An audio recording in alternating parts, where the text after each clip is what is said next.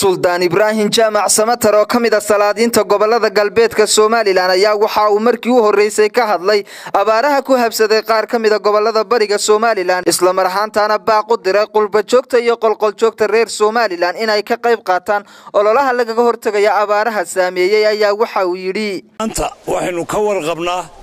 inay abaaro xoog leh ku habsadeen gobolada bariga Soomaaliland abaartaas oo maanta aynu aragnay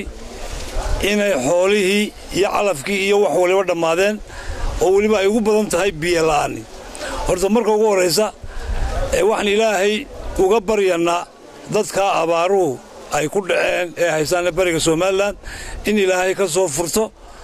oo ilaahay gacantiisa weyna gacantiisa u furo ayaan ilaahay uga baryanaa inta ka bacdi waa runo way jirtaa sanadkii hore markay abaaruhu ka dhaceen gobolada galbeedka Soomaaliland aad iyo aad baa loogu soo gurmaday maantana maalinba nin bay haysaa waxaanu leenahay gobolada bariga Soomaaliland abaarta ka dhacday waxaan u soo jeedinaynaa dhammaan dadweynaha ganacsatada muruqmaalka dadweynaha ilaahay wax siiyay ee gobolada galbeedka Soomaaliland ku nool oo dhan in ay ka hawl galaan abaarta maanta ku habsatay walaaliheen bariga Soomaaliland waxaan leenahay waa in gacan weyn la siiyo gacan weyn in la siiyo oo loo gurmado ninkii caleen haya beertiisa u baxday ninkii haruur haysta ninka maal kaga qayb galaya ninka muruq kaga qayb galaya ninka cod kaga qayb galaya xataa hadalka laftiisu waxa weeyaan waa hiil waxaan u soo jeedinaynaa in loo gurmado walaaliheen gaar ahaan xukuumadda